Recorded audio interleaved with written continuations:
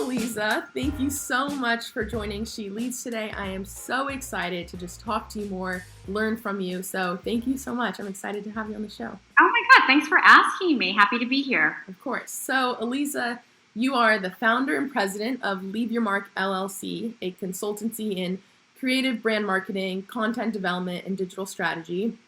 Mm-hmm. And you have a book and podcast titled Leave Your Mark as well, which, by the way, I love that name. And your podcast is so great, so I recommend anyone to listen to it. You talk to so many accomplished people, and it's awesome. And then your book has been noted one of the best career development books of all time. So I'm going to have to get it, given that I'm just coming out of college and I need that advice, so I'm excited. And even prior to all of this, you have 20 plus years experience in the fashion industry, starting off in magazines, going to PR, and then you worked for Donna Karan for 17 years, and you became the head of global communications, but probably most notably, you were DKNY PR girl, which I'm excited to learn more about and hear your experience. So yeah, Aliza, just thank you so much for coming. I'm excited to hear from you and everything. Happy to be here. Well, tell me what I can share. Yeah, so take me back to when you were my age, and maybe a little bit before. So from my understanding, you didn't think that there could be a career in fashion, and it was more so you even wanted to be a plastic surgeon, from my understanding. So Tell me about this experience and how you shifted and almost just your career trajectory leading to Donna Karan. Sure. So listen, I grew up in the 80s, right? So when we, even in high school, when we met with our guidance counselors pre-college, there wasn't really an education on the breadth of careers that were out there. It was more of a traditional path of like doctor, lawyer, teacher. And I had always loved fashion. I grew up with my room wallpapered in magazine editorial. Loved to shop, of course. And I just kind of thought it was a hobby and didn't really put too much thought into how a magazine comes together or even the design process.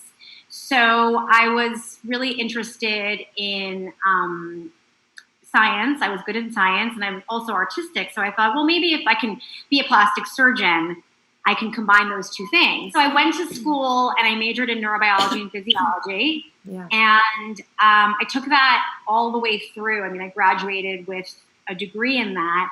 However, in my junior year, I did a very intense internship at a hospital, which showed me that if this was going to be my everyday life, I probably wasn't going to be that happy. So I had to pivot. And I think that one of the biggest things I think that happens to students when they sort of commit to a path and then all of a sudden realize that they don't want to go on that path anymore, it's really scary to be like, whoa, now what, right? And of course, my parents were very like, okay, well, what's your plan B? And I didn't really have a plan B. So luckily, they were supportive, though, and I decided my senior year, and obviously older and more knowledgeable about options in fashion by then, and I thought, well, I want to work in a magazine. So I ended up getting an internship. I went to the University of Maryland. I ended up getting an internship at Washingtonian Magazine, which was a regional magazine, in sales. And I hated sales. Mm-hmm. But I was smart enough and curious enough, and I think curiosity is really an ingredient to success, to make friends with people in other departments of the magazine, to ask them what they do, to understand how the entire thing came together, and how each person contributed. And I realized I really liked editorial, and I liked the power of editorial, to be able to give your opinion, to write a review, to do all of these things that seemed really interesting, and I loved writing.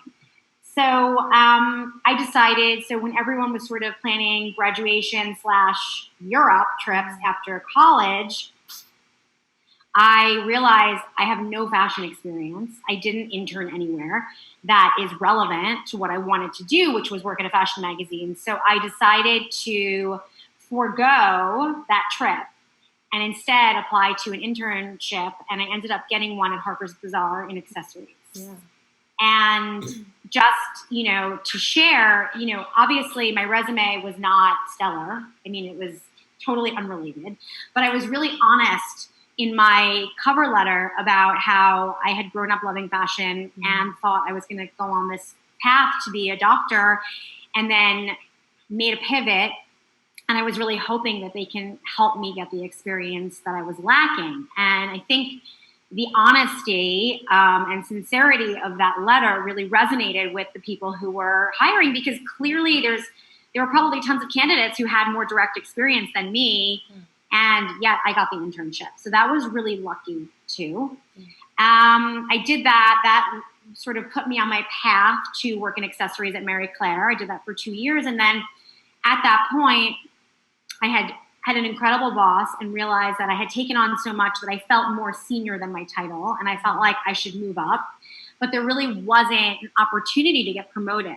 So I started to look into adjacencies, which I think right now, as you know, you're graduating and sort of probably have in your mind a certain path that you're going on. I think it's important to be flexible and open-minded in the way that you think about what your first job is going to be, because it may not be exactly what you pictured, but given, you know, the world's crisis right now. Yeah. So that's sort of how I ended up at Donna Karan, and so that's sort of the trajectory. Yeah, it's such a cool story. I love it. Thank you. First, just as you were going and getting these internships and these jobs at these magazines, did you ever have doubts, being like, "Oh no, I shouldn't have left all of that, and that's more security," or were you just like, "No, I'm so happy I did this. This is the right thing"? The minute I got to that first internship at Bazaar, I was like, I am home. Amazing. Like, it was 100% the right decision. Now, I have questioned over the years, should I have left editorial? There was a period in my time as, you know, head of communications for a brand where I was like, should I have left editorial? I'm not sure. But in the end, I am happy I left editorial, because now even the publishing industry is going through quite an evolution. And in fact, communications is going through an evolution now too. I think we're all at a real crossroads of change in a lot of different fields. So now you're at Donna Karan. So tell me about the stage that you joined, and then also DKNY PR girl. First, I was 11 when this started. So I want to know a little bit more about you being in that experience and what it really told, like what it started and the impact it had. Okay, so when I joined Donna Karan, it was, brace yourself, it was 1998. When I was born. Okay, you were born, right. And I started as a very junior position in accessories. So I took my accessories experience from editorial and transferred it over to get this job in PR.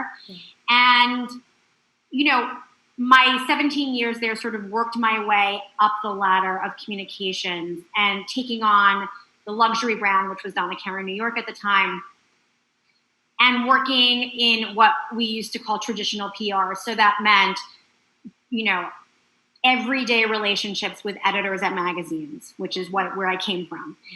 Everyday relationships with journalists at newspapers. There was no online back then, right? So it was very different. Celebrity dressing for award season, producing fashion shows. So all that sort of glitzy glam stuff was part of the job, but then also the not so glamorous stuff, which was packing boxes and dealing with sample returns and packing garment bags. And there was a lot of hustle to it too. So fast forward to 2009, I'm at that point senior vice president of global communications, a full-blown job, a very large team around the world. And we decide we're going to embark on this new platform to fashion that they call Twitter. We had a Facebook page, but no one really understood what Twitter was. But we knew that it was going to be sort of a conversation. And me coming from a PR background and sort of my entire job was protecting Donna's voice. I said, well, if the Twitter handle's at Donna Karan, people are going to assume she's speaking. And that's going to be a disaster, because who's writing that and who's approving that and how is that going to happen? So we were kind of like trying to think about what was the solution for that. And it was Gossip Girl season 2 at the time. And I was like, well, why can't it just be like an anonymous character, like Gossip Girl? Like, why can't we just call it DKNY PR girl, and then we can have it be like a fashion illustration and no one needs to know who she is. It doesn't matter. It's just like pretend. And everyone was like, oh, that's cool. And I was like, yeah, it'll be like paper dolls. Like, we can dress her up, we can change her outfit, we can make her go places. And legal, our general counsel, we had to run the idea past them. And they were like, okay, that's cool, but we're concerned if multiple people have the account credentials to log in. So, Aliza, you're going to be the only one allowed to tweet. I was like, okay, no idea what that means. Yeah. So I just started like initiation by fire. And when I started, I had zero intention of making it me.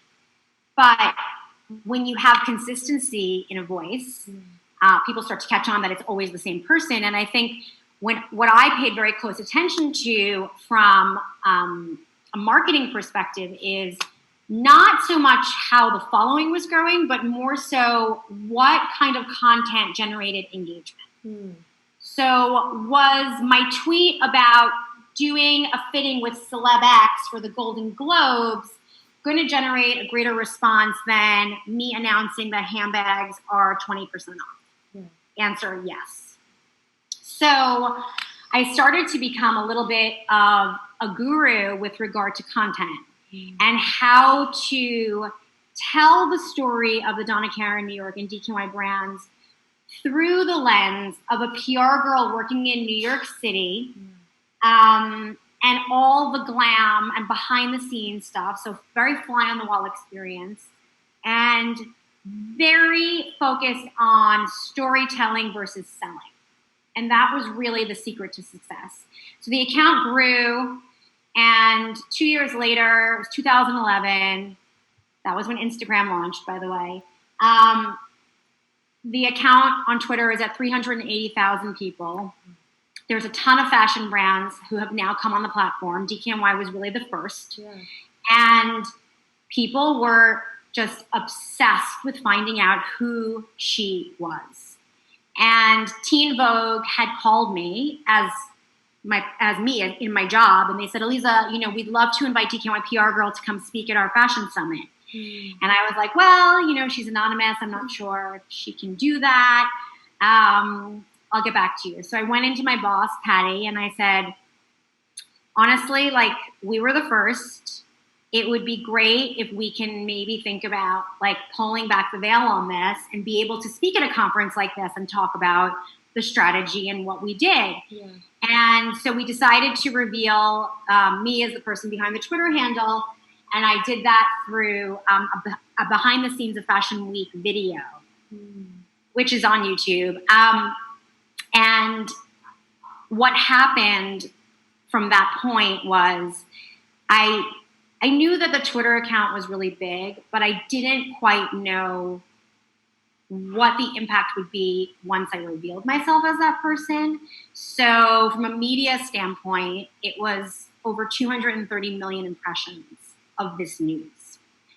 So then all of a sudden it's like, you feel really naked, right? Because I had a very kind of snarky personality online. It was really easy hiding behind a computer, hiding behind a fashion illustration. And then all of a sudden it's like, oh, okay, but they know that Aliza said that. So when I started to see people tweeting back with my name versus DKNY PR girl, I felt a different level of responsibility as far as the content. Still trying to maintain that sort of brand voice that I had established, but with certainly a degree of caution. And so that really led to an editor at Grand Central who reached out, called me one day and said, I follow you on Twitter. I read your blog because I had a blog. I was on Instagram. I was, on every platform, even Weibo, tweeting posting in English for our Chinese market. And she's like, I think there's a book in here somewhere. And I was like, I can't write a book. I have a full-time job. I have 2 little kids. Like, there's no way. And what would I even write about? And she's like, well, why don't you tell this story? And I was like, I'm not going to write a book that my company owns. And then, so I passed. And then she was really relentless. And when I realized that so many people were DMing me on Twitter asking for career advice, how they could break into fashion, how they can be a publicist, how could they have this job, and even other just general career advice outside of fashion, I realized I could write a career mentorship, and then it would be all worth it. So that's what I did, and that's what Leave Your Mark is. It's a career mentorship. Yeah. So, okay, before we get into the book, what have you learned from Donna Karan, from the leadership particularly? You mentioned Patty and then Donna Karan herself. Yeah. What did you learn that you now bring with you today in leading great teams, large teams, and everything? I think mentorship is a very big part of it. I think that I was always supported, and not just me. Everyone who worked there was encouraged to be creative, encouraged to bring ideas to the table. It didn't really matter. Donna never cared like where the idea was coming from. Like we had this amazing guy who sat at the reception desk on our floor. His name is Leroy. And he was an aspiring designer. So he would sketch stuff up and then show Donna, and she would totally let him put it into work. So it was a really creative, very organic, kind of almost Woodstocky environment where it just felt like you could run with your ideas. So the amount of support that everyone got, the amount of empowerment that Patty, especially as our boss, and she was really the matriarch of the team, the amount of sort of like lifting up of others that she did was really the example that I followed with my teams after that. Yeah, and I think that is so important. Even in companies today, even those who are in the brainstorming room don't feel confident enough to speak their ideas. And I think that's just so telling of the culture of at Donna Karan and just in general. I think that's amazing. So I love that. Now, tell me why you left Donna Karan. It was 17 years, and already 17 years is it's a great time at a company, and you obviously loved it, it sounds like. So yeah, tell me kind of the next steps after Donna Karan. So I stayed there that long. I think it's really rare for people to stay at companies that long anymore. I stayed there that long because every time I felt like I was getting stagnant, something would happen. Like someone would leave and I'd get more responsibility or something. It just kept on evolving. So I kept on feeling like I was always growing, which is why I stayed there. Why I left, so my book came out in May 2015, and I had no intention of leaving. The company was totally supportive of it, of course approved it, etc. But all of a sudden in June, we got a new CEO, and Patty, my direct boss and mentor, left the company. And then a month later, Donna retired. So I was left there with my team. And by the way, everyone on our team had been there many, many years, a lot of people over a decade. So it was very much a family.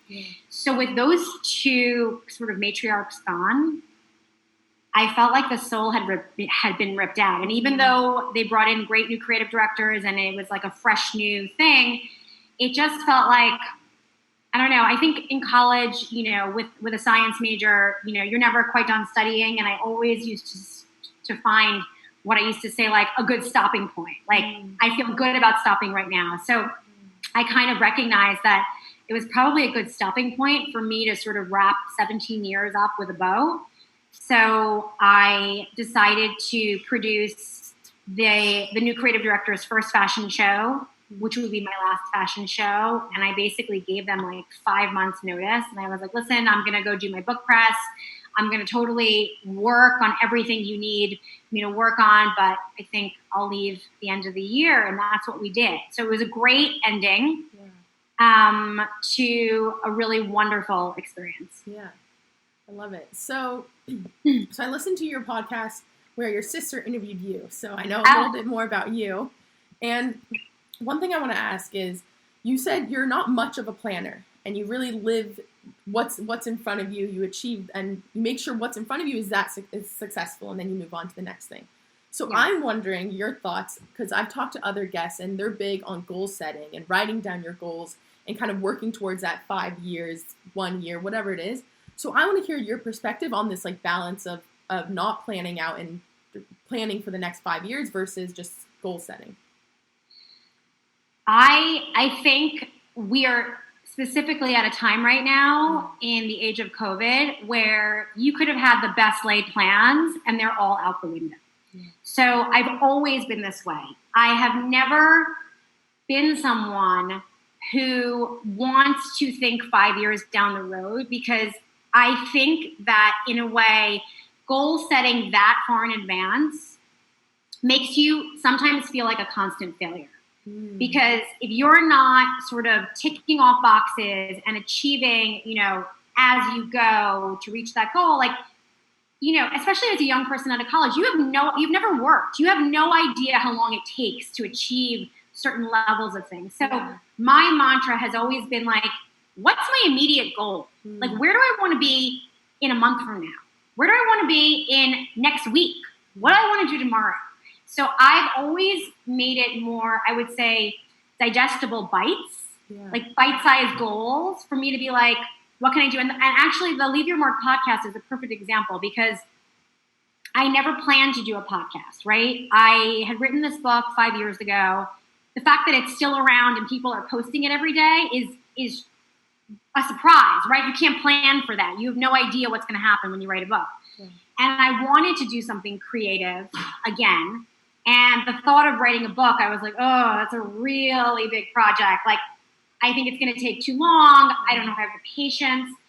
And a friend of mine who's an influencer who has a podcast was like, oh, do you want to do my podcast? And I was like, sure. I didn't even listen to podcasts. And then she randomly was like, well, why don't you have one? And I was like, should I have a podcast? And then all of a sudden I was like, I'm going to make a podcast.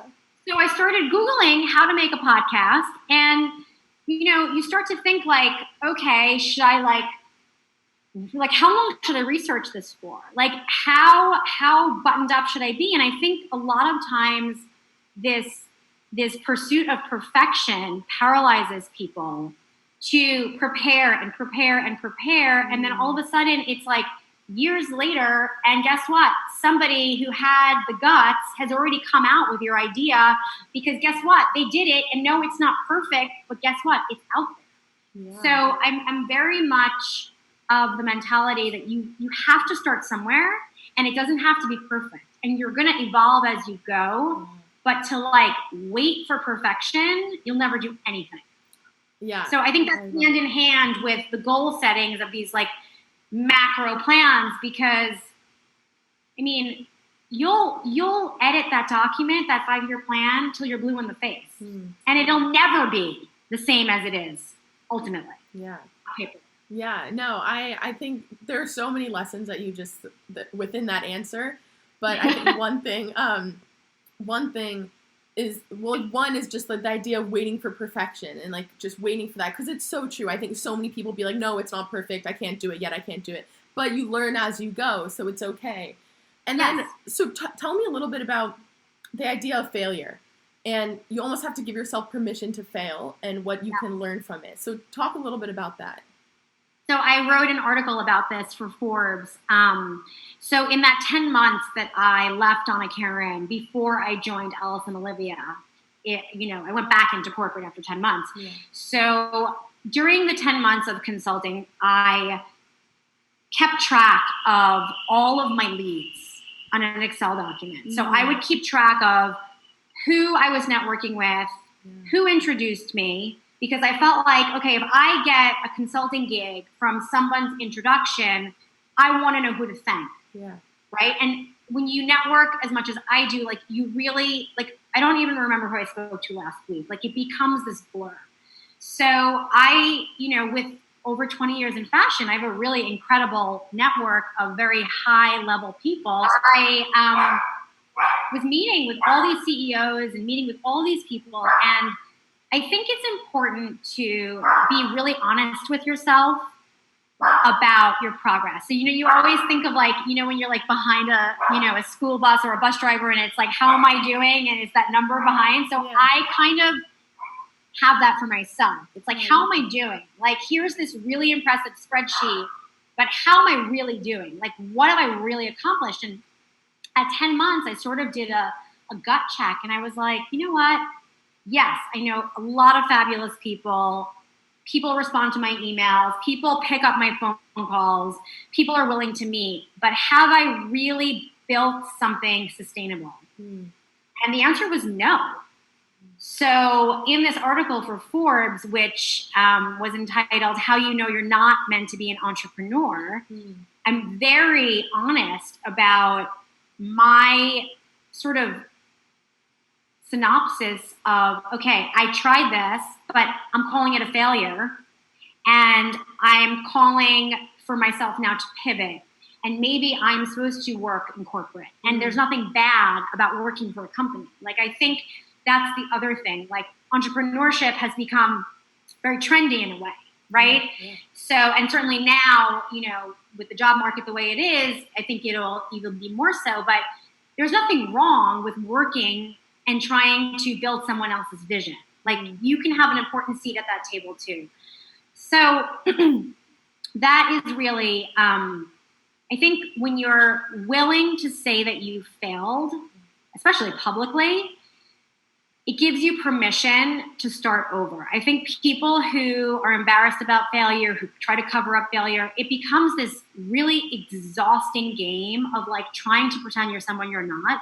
So I think that, you know, you never want to talk about failure with a core competency. Like in Leave Your Mark, I speak about like if you're like trying to be an accountant, you're not going to talk about the fact that like you failed calculus or something related to like the core skills of your job. But there's something I think to be said for acknowledging defeat and then trying to imagine what that pivot looks like.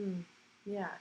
I think it's so true, and I think it's such a valuable lesson for honestly anyone, but especially me starting off a career, but really anyone, giving them the permission to fail and knowing that we'll learn so much from it that we'll take with us beyond. Yeah, and also there's not like one path for people. Yeah. There's like a lot of turns. Yeah.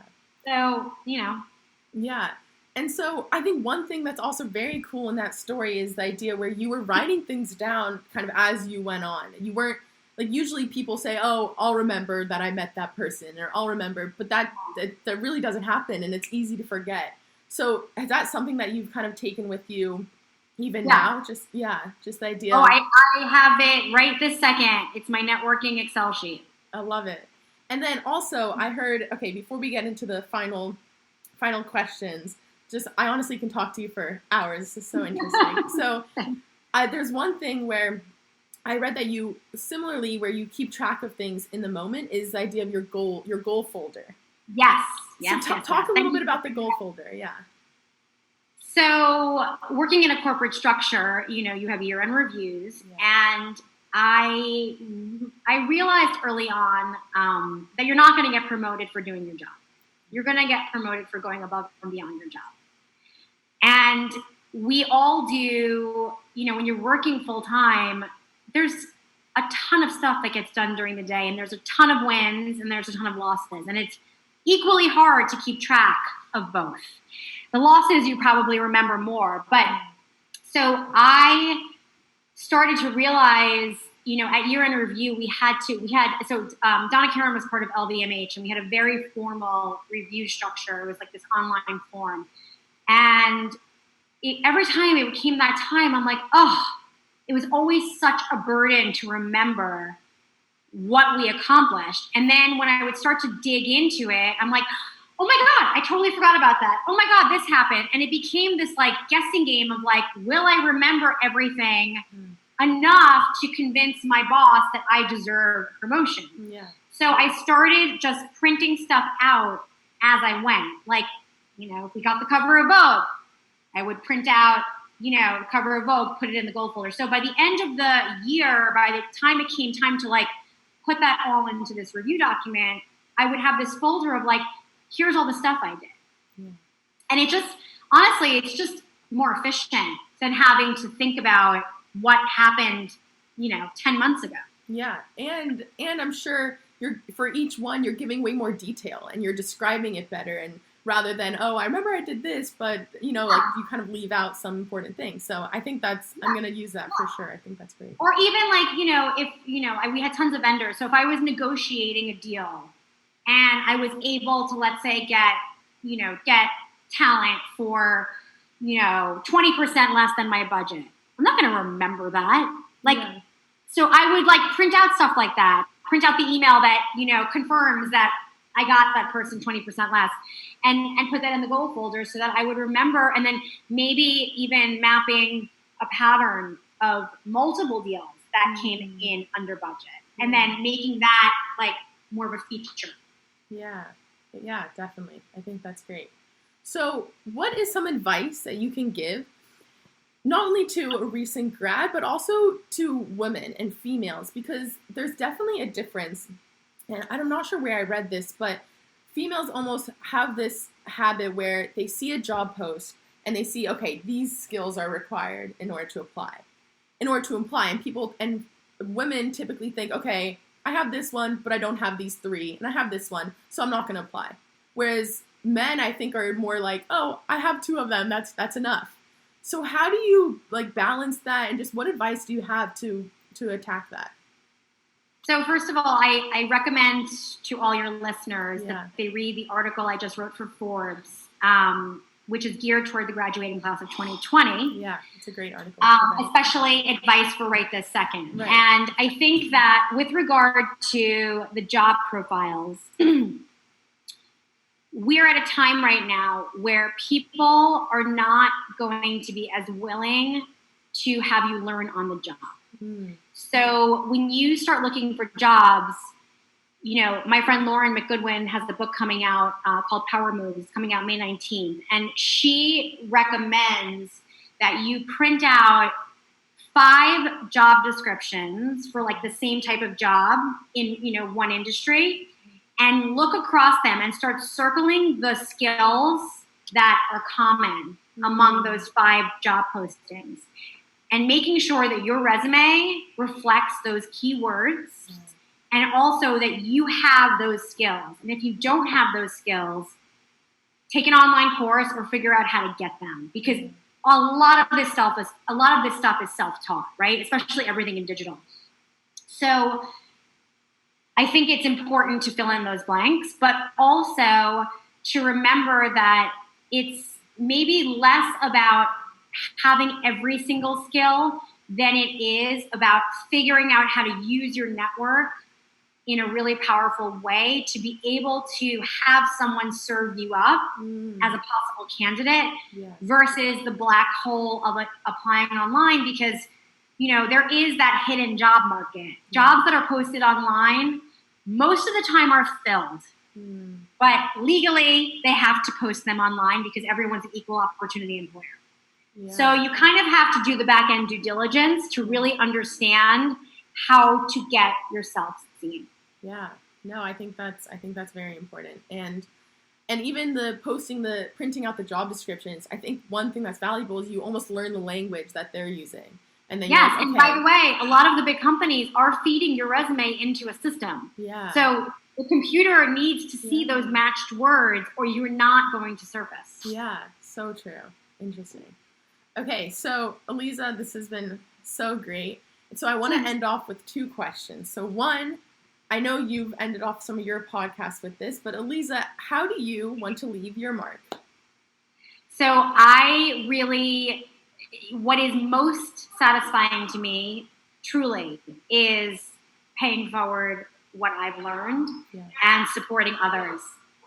I'm really kind of, doing what I feel is my calling. And yes, I still consult, and that's, how I pay the bills. But as far as the work that's really gratifying, it is, people reading the book and people listening to the podcast, because I take a lot of pride and I put a lot of thought into the kind of advice that I want to put out there, and certainly in my Forbes column as well. And I mean, for me, helping people land their dream jobs is really how I want to leave my mark. I mean, that is truly what makes me happy.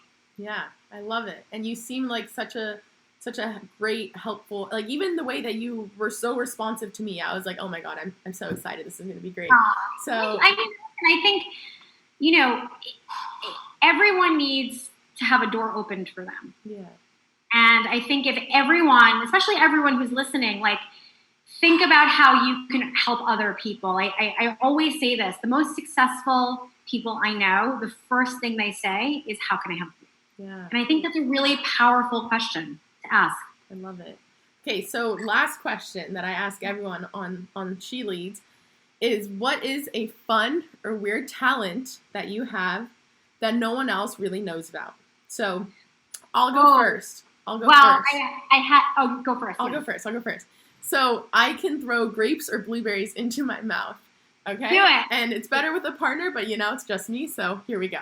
Okay, so here's a grape. Okay, we'll see how this goes. There you go.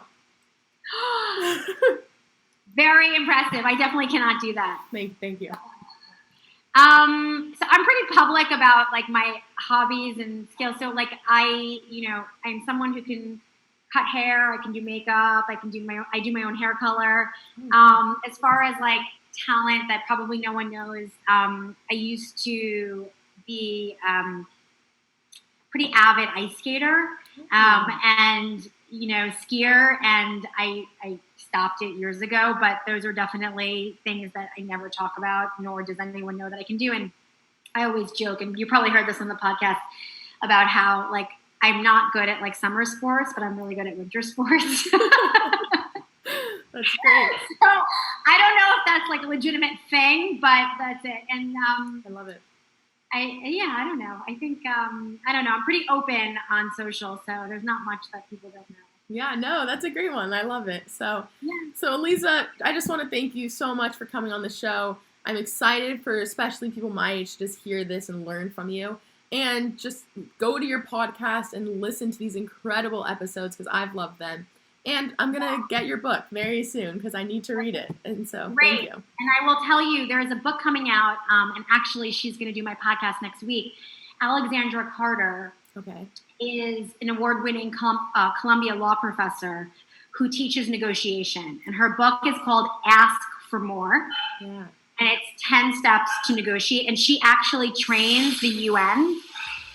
So that, I think, is definitely going to be an episode worth listening to because women need to know how to negotiate. Definitely. I think that's such an important skill, too. So Thank you. Yeah. Okay, Yeah. Great. Thank you, Aliza. Take care. Bye.